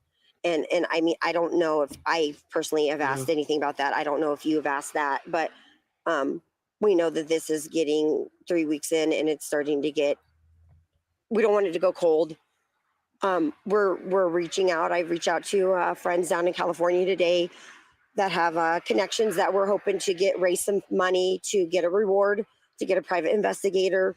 Third party. Why go the private route? Do y'all worry that at the end of this week that this case may be 100%. cold? I just want to bring up this point really quick. Carrie H says, thanks for bringing us into your conversation.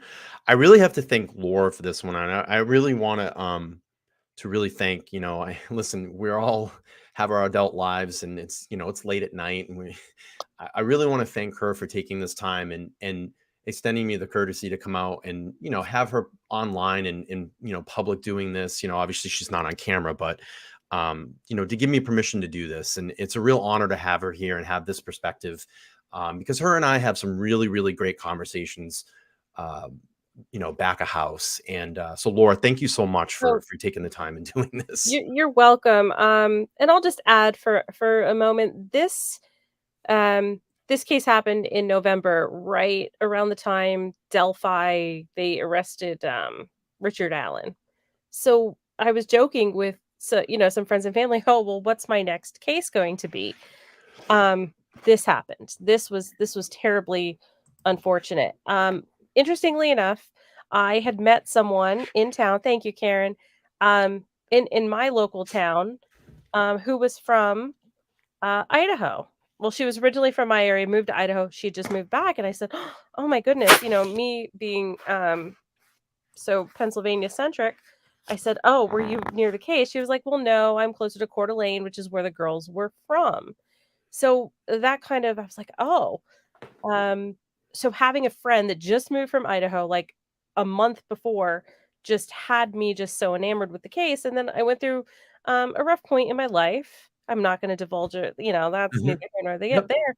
So this case was able to keep me focused and something to do to replace some old friends and everything. And I teach law. Yeah, so this became part of my life. So this makes sense for me. I'm invested. I can't leave this case now. And this channel appealed to me. And I do watch other channels, but not as religiously as I participate and watch this one. So yes, it's a pleasure to be on here, and I thank you for this opportunity. Well, thank you. Thank you for those kind words. And like I've always said, when we've started to, handle this case, is that I want to be very sensitive to this case. It's a very sensitive case. It's a very emotional case. People get very emotional. People start fights about information. And I wanted to make sure that, because when I see Steve as emotional as he is, and how in Ethan's parents, the interviews that they've done, and I could not imagine being in the position that any of these families in. Not only their families, their relatives, their community, their friends, their church communities. Yeah. It's just I wanted to make sure that we approach this with respect. I don't get into conspiracy theories. I can't get down with the cartels. Yeah. I can't get down with it's Moscow police is doing this. It's No. Joe Biden. Trump is in on it. That's not the material you're going to get here. So that's what I'm going to, I'm going to just straighten everybody out on watching tonight. That's Just not the what we facts. do here. We stick to the facts, and we can go and dig in between the facts that are being reported. And believe me, do I think media has its problems? Yes, of course. Do I think when they say sources and all that stuff? Sure. But when they're getting a source, in my opinion, it's got to be coming from somewhere. Whether they're stretching it and bending it to get their story, probably in some cases. But we stick to the facts here. Exactly. And I think about go ahead. all the lives that that these four have touched. And I'm a high school teacher, and I used to be a college professor. I moved into high school. People usually go the other way, but I found it to be much more rewarding to teach high school. And I think these could have been my high school Yeah. students that got killed.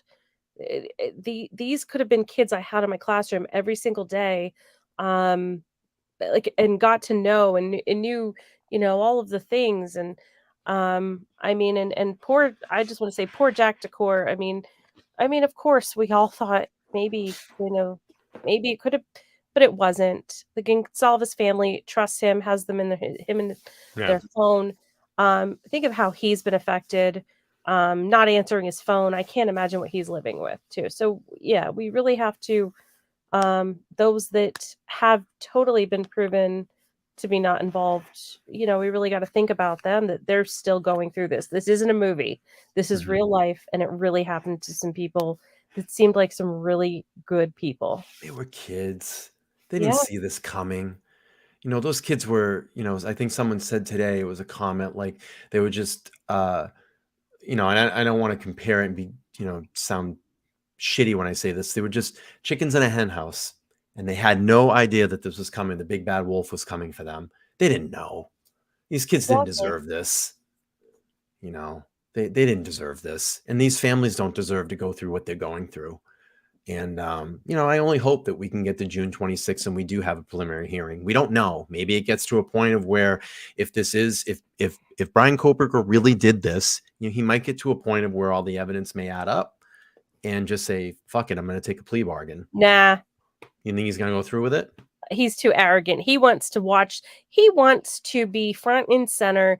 He wants all the notoriety. He wants to spend every single moment he can spend in court, even if he is guilty and he knows he's done. He wants to take it all the way through, because then he knows, oh, Netflix will do, like, he this is his thing. This is he went to school for criminal justice. He I believe he felt inadequate about something in his life, and when you I'm gonna get mine. Yeah, Yep, I'm gonna get mine.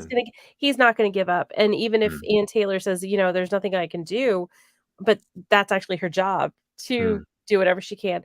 I don't see a plea deal. If that's gonna be one of the things that if there's a plea deal, I will be shocked. Let me ask you this. I'm gonna ask you a couple questions really quick. What is the one litigating factor in the back of your brain that would completely shock you when we start hearing the preliminary hearing? What would you be like, oh my God? What would be that kind of oh my God fact that would come out? If there's just one, maybe there's a few. Let me think here. Give me a second.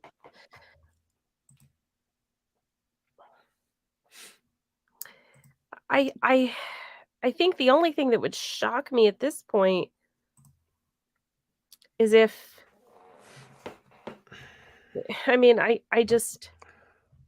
if maybe he knew one of the four, one of the six. I would be shocked if he did know one of them. It wouldn't be shocked if he was turned down by Kaylee or Maddie. I think I'd be shocked if they somehow bring somebody else out that would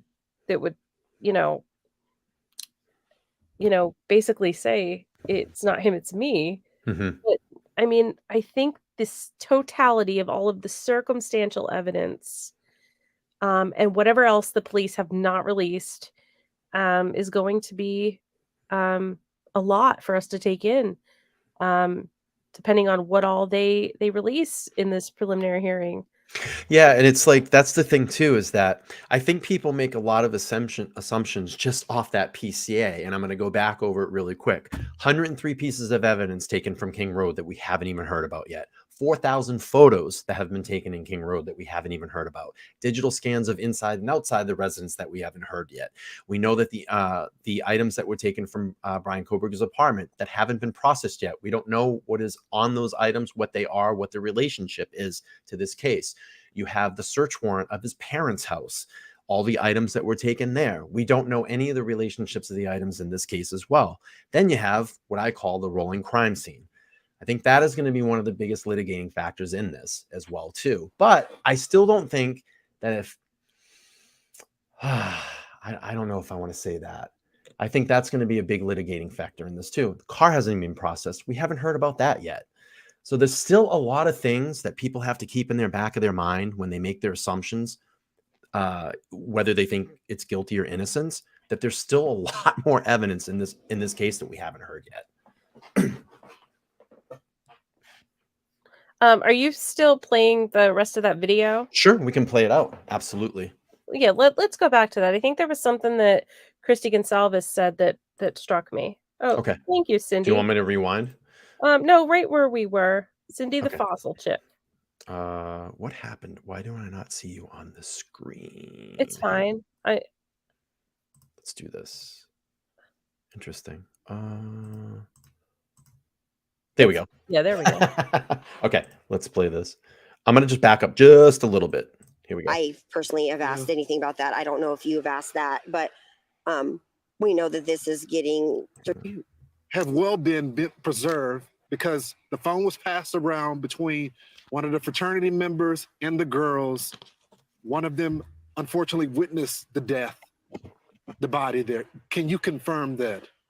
We cannot actually. We know nothing about that whole phone call. We've asked, and it's, I know that a lot of people want to know, but that's just not our agenda. We just are like, somebody called 911, somebody was reported unconscious. We don't really know. We've heard so many different things and nothing has been clarified or or been told to us at all. And I mean, I don't know if I personally have asked anything about that. I don't know if you have asked that, but we know that this is getting 3 weeks in and it's starting to get, we don't want it to go cold.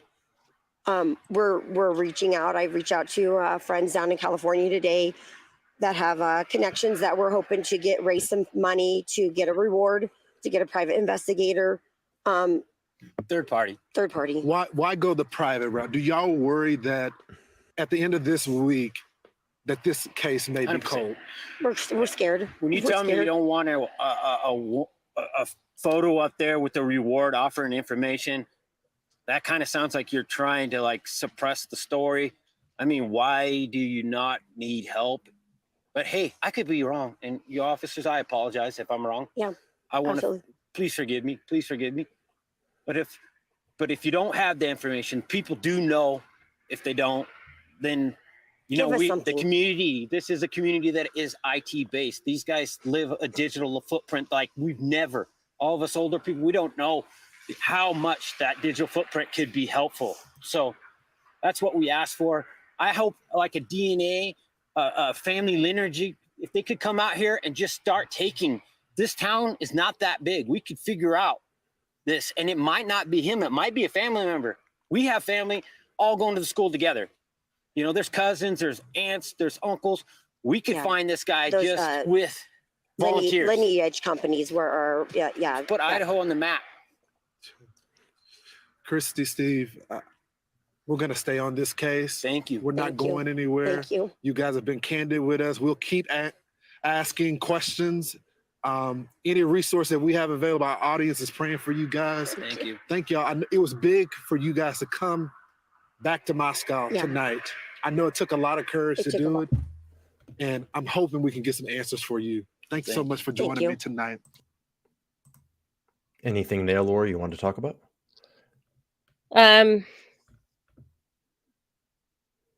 Just that they don't want to suppress it. It seems as if Steve knows something and he doesn't understand why they're not moving so fast. If he was at a loss and he would have been like, I have no idea how or why, I don't believe he would have hired a private investigator. Like, I think he was onto something. And he mentioned about, you know, the IT and the importance of, you know, the digital footprint. And that's why the FBI got their, you know, quite a lot of agents from, I believe it was the West Virginia office where they deal with a lot of cyber, either that one or the Utah one. One of the two has like a huge cybercrime unit. Let me just, I just want to address this really quick. I'm dropping off. You said that you stick to the facts, but you seem to know his personality. I have no idea what that means. But fairly well. Have a good night. I never said I knew anybody's personality, but I guess if you're referring to Bryan Kohberger, well, we have a pretty good profile of the specific person that's the main suspect in this case. I think it's hard to not have or know his personality. A lot of facts have been given about him. Shit, he typed like thousands of pages on a community board about visual snow and what he was going through and the demons that he saw and the medications he was taking. So I think it's not very hard to get a kind of a personality on who he is. Let me address this as well. Christine says, I feel like why having a members only while ignoring all members. So it's not members only tonight. It's open to the public. And the reason that we've kind of not pulled up a lot of chats this evening is I wanted to be respectful for Laura for her time. Because if I stopped to look at every single chat in the chat, it would take a very long time to get through the stream. I've already taken up 2 hours of Laura's time tonight. So I want to just be respectful of her and to the guest. It's not I don't mean it on purpose. It's just to kind of move the show along. And we're going to let Laura go off soon, and I'll take some calls. If anybody wants to take calls, we'll be respectful. I'll give you about 3 minutes time. You can call in, say guilty or innocent, and just give us your case. I'm not going to debate you. That's not what I'm going to do tonight, but we just want to hear what you think, So Laura, I want to say thank you so much. I'd love to have you back sometime if you get some free time to come back, maybe in a couple weeks or something. We can do this again if you're up for it. Sure. Awesome. Sure. It was great being on, and I enjoy the members and our chats in the Discord and, every other evening being on here. Yeah, I appreciate you. I appreciate your time, and fantastic stream this evening having you here. And like I said, I'd love to have you come back. I think that the chat is really loving that you came on as well, and I think it just gives us it gives us an interesting perspective to outsiders from YouTube. Maybe you connected with some other people in the chat this evening on your perspective. You're welcome, Maybe Chosen. and yeah, and maybe you gave some things for people to think about. I think we did that this evening. We kind of opened the doors of Pandora's box again, brought some things that were fresh and some new ideas, and maybe people can go back and maybe this swings them one way or another. What we talked about, maybe they think now he's guilty if they thought he was innocent, and vice versa. All right. Well, I'm going to sign off of this, but I will stay here in the chat. Awesome. Thank you, Laura. I appreciate Thank you. Have a good night. You too. Thanks. All right. All right. Let's just do this really quick. All right. So I'm going to do this. Give me about 2 seconds. Use the restroom really quick for a break. I will open the phone lines. If I don't get any calls, then probably just going to shut down the stream. And then, of course, we'll be back for Sunday night. So give me about 2 seconds. Really, really quick. I'll be right back.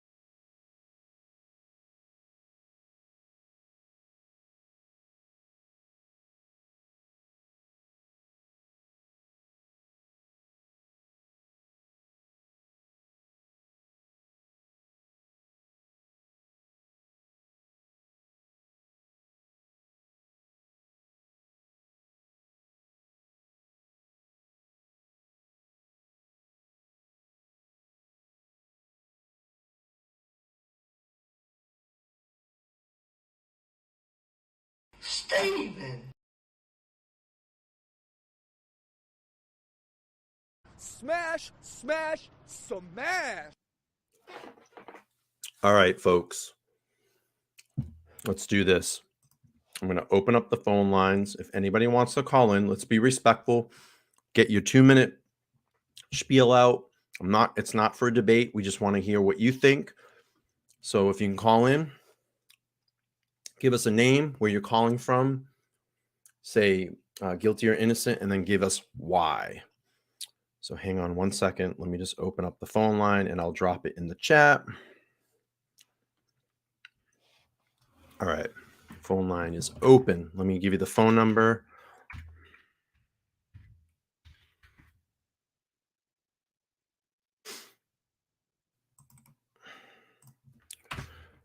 (774-855-9400). Phone line is open. If anybody would like to call, I'm going to wait a couple minutes. If I don't get any calls, we'll wrap this up, and then we'll be back tomorrow for our Sunday show.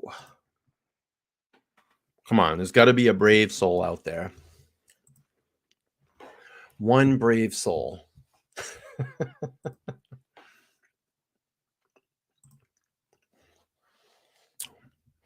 No brave souls. International phone numbers, no. Sorry. All right. First call. This is the Opinionated Idiot. You're live.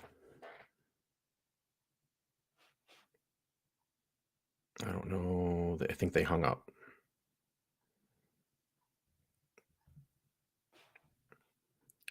This is the Opinionated Idiot. Got everybody calling in now. Opinionated Idiot, you're live. Hi, I'd like to say reasonable doubt. Okay, so can you just tell us your name and where you're calling from, and I'll give you about 3 minutes on the floor. Oh, I don't need 3 minutes on the phone. Okay. I'm the cat lady. Okay. And that, but I'm definitely still reasonable doubt. I can't go either way. Okay. All right. All right. So I'm not gonna take up any more time. That's all. All right. Thanks for calling. All right. Phone lines open. Thank you so much, Lisa, for that $4.99 super sticker. We appreciate you. Phone lines open. You guys can call back. Who was calling? I don't have my speaker tonight. Meow. Phone lines open 774-855-9400. All right, here we go. We got a call. Opinionated Idiot. Who's calling? It's Heather. Hey, how are you, Heather? Where are you from? From good old Massachusetts. All right. So you got about 3 minutes. Give us your guilty or innocent and why. I think that he is guilty. I definitely think he has something to do with it. Mhm. I'm not convinced that he acted alone. I do not believe that there is a big police cover-up or ruse or cartel involved. Mhm. And that's my opinion. All right. I don't think that he would still be sitting in jail and the FBI would compromise themselves for a ruse, as some people think. All right. Very respectable. Anything else you want to add? Just love you guys and chat's awesome. And thank you, Laura. You did a great job tonight. And you both, you guys did. Yeah, she did a great job. We want to have her, definitely have her back on the show. So hopefully we can do that soon here in the future. Alrighty. People calling. It's not that bad. Thank you so much. We'll talk soon. All right, bye. Bye-bye. All right. Phone lines open. If anybody wants to call in, just let us know who you are, where you're from, guilty or innocent, and give us your why. We'll give you 3 minutes on the floor. If not, we're going to wrap up the stream and we'll be back for Sunday evening. All right. Next call. Opinionated Idiot. Who's this? Hey, Brian, it's Brenda. Hey, hello. I was thinking that, did you ever consider this? The attorney never asked for any bond of any kind. Mm-hmm. Did you ever consider that Brian's perhaps a protected witness? Interesting perspective. And what makes you think that? Because there was no bond?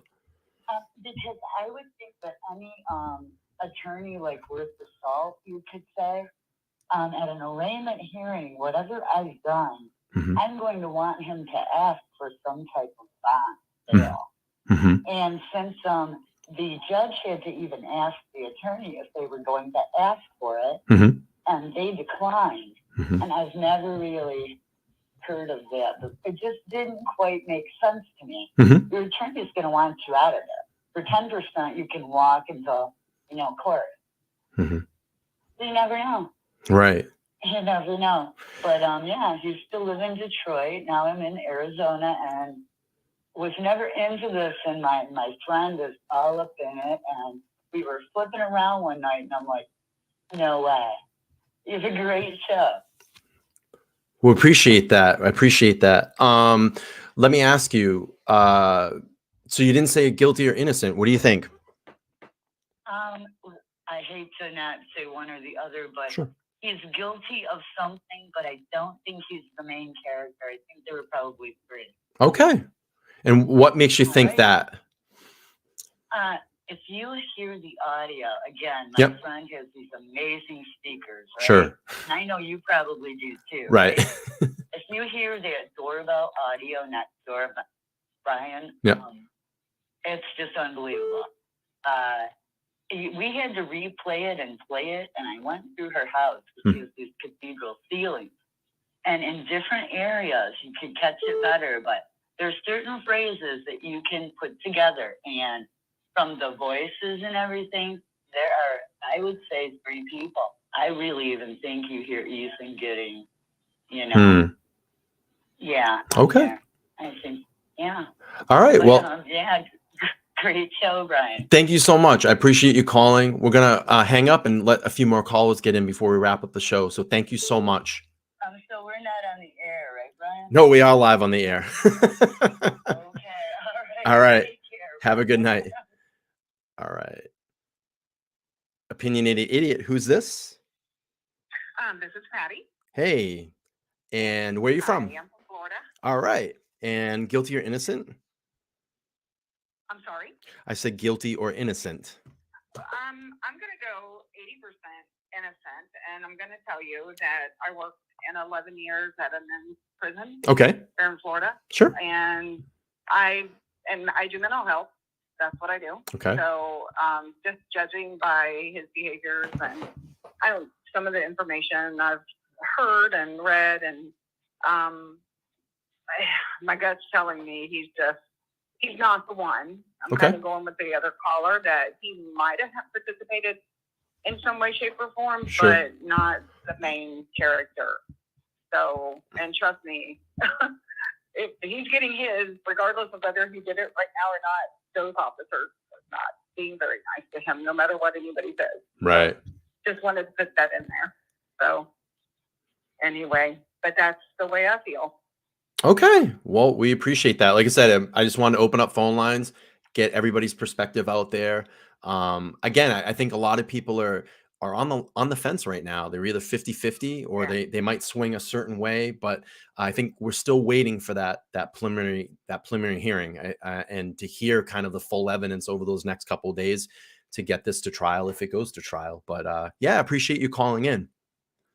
Well, just one more thing, Sure. though, and I don't mean to hold you up at all. No but problem. This is one of the main parts, is because I worked in the facility, and I worked at the women's prison too, is they might be COs, but they are, like, we're FDLE certified. Mm-hmm. Those people have to be, law certified too. Right. And they are dirty. I mean, a dirty cop is a dirty cop, no matter Mhm. what, And I've seen so much of it when I worked there. So, I mean, this stuff going on, it doesn't surprise me that, the Big Leo and the Brady and all this other stuff. Sure. There's probably more than we have any idea of, to be Okay. honest. So, but, I mean, I don't want to get anybody mad at me, no cops over there or anything, but still, it's just the way that it goes. So, anyway, but I appreciate it, and thank you for listening. No, thank you for watching. Thanks for calling in. I do appreciate it. Yes, thank you. And you and Laura did a good job. Thank you so much. I appreciate you. Bye-bye. All right. Bye-bye. All right. Phone lines are open. We'll wait a little bit longer here, and then we're going to probably wrap this up. We're getting to the 2-hour mark. Let me just pull this up really quick. Tsunami has given a yes. That's very respectable. Guilty or not guilty equals due process. Absolutely. And we do make sure that we respect due process here. We're just kind of getting a gauge of where people are setting in, all due respect to the process. But again, Bryan Kohberger right now, and I want to make sure, caller, if you could just give me a second, I'm just going to get this out. Bryan Kohberger, as he sits right now, is innocent until proven guilty. But we're just trying to gauge where we are at this case. All right. If someone wants to call in, I'm going to take one more call, and then we're going to wrap this one up. Caller, if you want to call back, and then we're going to wrap this one up.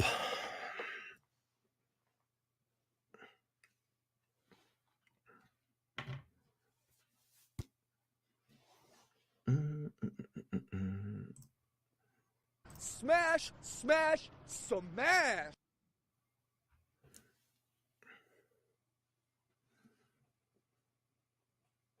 All right. I think we're at the 2-hour mark. I am going to turn off calls for the evening. I want to appreciate all of the callers this evening. Thank you so much I want to thank Laura as well for coming on this evening and joining the panel. Probably the best show I would say that we've had on the Opinionated Idiot YouTube channel so far. Laura being here as well, the callers, all of you in the chat chatting along, consistently having over 200 people in the chat watching. It was such an amazing show. And we will be back. I will be back.